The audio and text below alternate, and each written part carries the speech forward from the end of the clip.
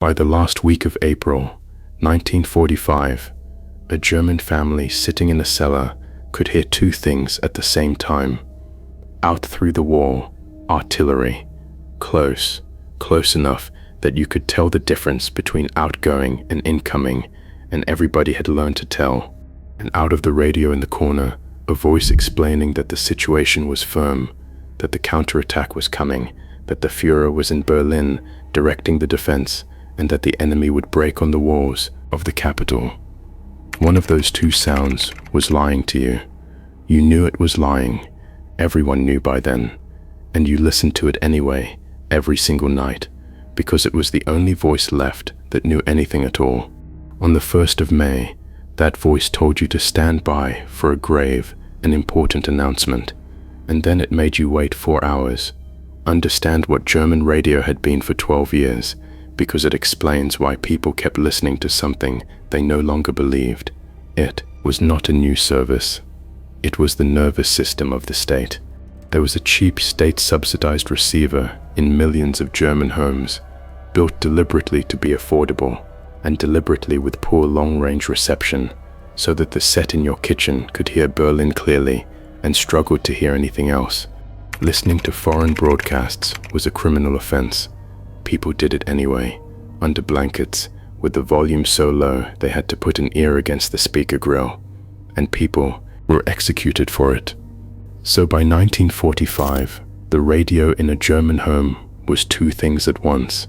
It was the voice of a government that had lied to you about everything, and it was still the only place you would hear whether your city was about to be taken, whether your son's unit still existed, whether the war had ended while you slept. You cannot turn that off. Nobody could. Now here is what that voice had been telling them. On the 30th of January, 1945, Hitler gave a speech on the radio. Nobody knew it at the time, but it was the last public address he would ever personally deliver. The Red Army was already across the Oder, and he told the German people he believed Germany would triumph. Through February and March, the message hardened rather than softened. Goebbels had built the entire late-war propaganda line around two ideas. The first was the wonder weapons. Something was coming, something was nearly ready. Endure a little longer, and the technology would arrive that reversed everything. The second idea was stranger, and in the end more revealing. Goebbels had begun celebrating heroic death itself, not victory, death. He called it national immortality. When you can no longer promise people that they will win, you begin promising them that losing beautifully is the same thing.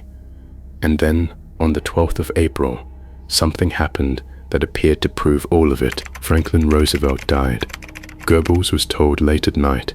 He is reported to have rushed to Hitler with it, and the argument he brought was not military. It was historical, and it was almost mystical.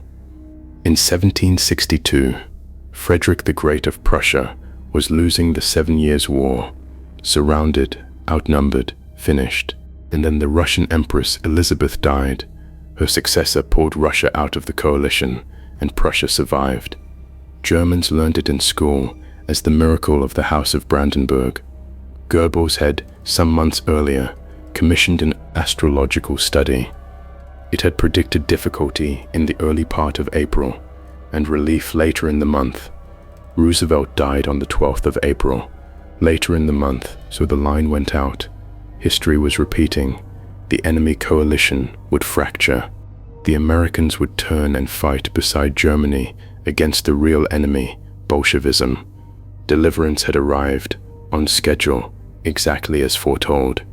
18 days later, Adolf Hitler shot himself in a bunker. But on the 12th of April, if the radio was all you had just been told that God, or history, or the stars had intervened on Germany's behalf. That is the state of belief the 1st of May lands into. Not despair, something worse and more fragile. A country that had been officially informed it was being saved, while listening to Soviet artillery get closer every night. The last days of April are where the machine visibly comes apart, and you can hear it if you know what to listen for. Goebbels' final official acts as propaganda minister were not strategic. He had morale-boosting leaflets showered over a city that was being fought through street by street, and he exhorted Berlin's last defenders with the line that the hour before the dawn is always the darkest. Leaflets, on to Berlin. In the last week of April 1945, Berlin, and on the 30th of April, the English-language propaganda broadcaster, the British, called Lord Ha-ha, recorded his final transmission. It is rambling. He is audibly drunk. That recording was made on the same day Hitler shot himself.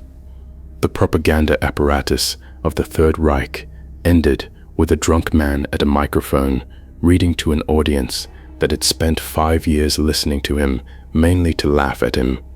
Then comes the evening of the 1st of May. Early in the evening, the station tells listeners to stand by for a grave and important announcement for the German people. Now think about what that sentence does to a country in that condition. Everyone understands the register immediately. This is not rations. This is not a frontline report. Something has happened at the top. And with the information available on the 1st of May, the honest answer is that a German listener could not confidently guess what was coming. A negotiated peace? The Americans changing sides as promised? The wonder weapon, finally? Rumors had been running for weeks that Hitler was ill, that he had suffered a brain hemorrhage, that he was already dead. A report out of Stockholm had 2 Swedish diplomats claiming he had been dead a fortnight. Nobody knew, and the station had just told an entire nation to sit down next to a radio and wait. Then it played music. At about 20 minutes to 10, the station repeated the advisory, and then Hamburg began broadcasting Wagner, excerpts from Tannhäuser and from Götterdämmerung. Götterdämmerung, Twilight of the Gods, the final opera of the Ring Cycle, the one where the gods burn.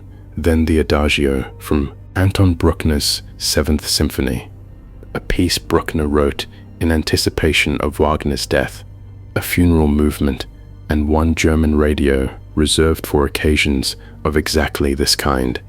Wagner and Bruckner were Hitler's composers. That was not a subtlety. It had been state policy for 12 years, taught, broadcast, and repeated until every literate German in the country knew it. So they knew, not officially.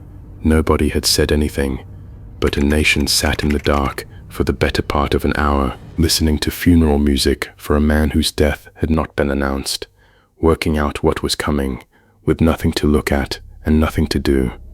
That is the thing radio could do that no other medium could.